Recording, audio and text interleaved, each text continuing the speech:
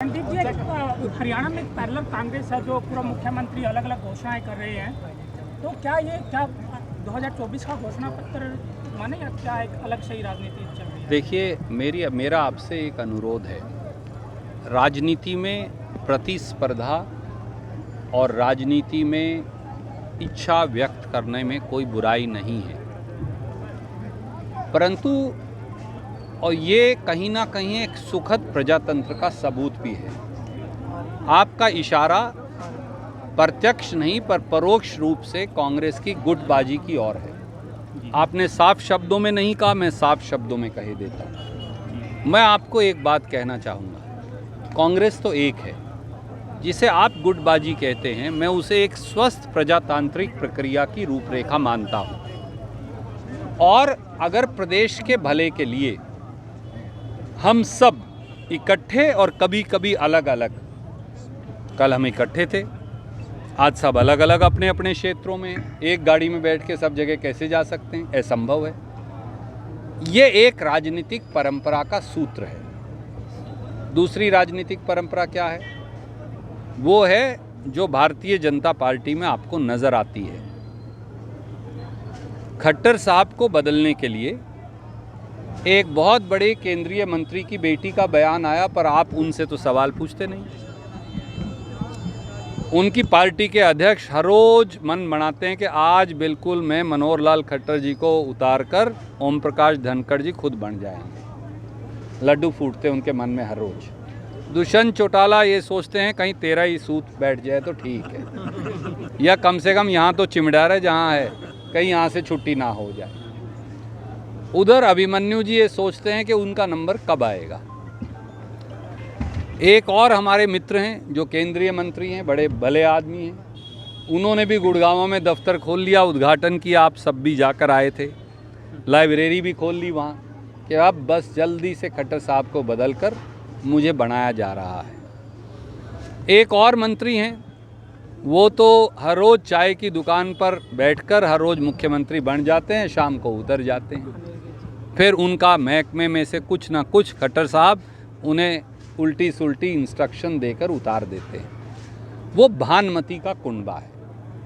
Congress party में हम सब वैचारिक तौर से, सैद्धांतिक तौर से एक मत हैं और कांग्रेस को लाने के लिए संघर्षरत हैं। और जैसा मैंने कहा, हम केवल सत्ता परिवर्तन की लड़ाई नहीं लड़ रहे, हम एक व्यवस्था परिवर्तन की लड़ाई भी लड़ रहे हैं। एक बेहतरीन हरियाणा की बुनियाद कांग्रेस पार्टी दोबारा रखेगी, जिसमें हर गरीब के लिए, अनुसूचित जाति हों, पिछड़े वर्ग हों, आड़ती हों, दुकानदार हों, मजदूर हों, किसान हों, उन सब की आवाज़ के लिए जगह होगी। ना मौजूदा माहौल होगा जहां किसान की पीठ पर लाठी और पेट पर लात, मजदूर को सड़कों पर डालकर पीटना, व्यापारियों को दुकान के अंदर बंद करके प्रताड़ित करना, कर्मचारियों को आए दिन सड़कों पर उनका लहू चलवाना, युवाओं को खून के आंसू पीने के लिए मजबूर करना, दलित और पिछड़े हमारे भाई बहनों को समाज की किसी भी पंक्ति से पूरी तरह से उपेक्षित करना, ये भारतीय जनता पार्टी का डीएनए बन चुका है कि ऊंचाई से भी बड़ा हो गया है। लोग भाजपा जजप्पा का अहंकार और बुखार दोनों उतारेंगे। दुष्यंत चौटाला ने आपके बयान में प्रतिक्रिया की है, मैं उन शब्दों का प्रयोग तो नहीं करूँगा। उनका कहना है कि जब 10 साल कांग्रेस की सरकार थी तब भी आपको सम्मान नहीं मिल रहा था, अब रहे, और 7 साल से अब 7 साल से पार्टी सत्ता में तो नहीं है, तब भी आपका सम्मान नहीं है, तब भी आप पार्टी से चिपके हुए हैं। आप मुझे एक बात बताइए, ये कौन कहा करता था हरियाणा में कि मनोहर लाल खट्टर को हम किश्ती में बिठाकर, मैं नहीं कहता था, मैं तो खट्टर जी का सम्मान करता हूँ, किश्ती में बिठाकर यमुना पार करवा के आएंगे। दुष्यंत चौटाला और उसका भाई कहा करते थे, और मनोहर लाल जी क्या करते थे? दोनों को हथकड़ी लगाऊंगा, जेल की सलाखों के पीछे भिजवाऊंगा। तो अब दोनों एक दूसरे के यार बनकर बैठे।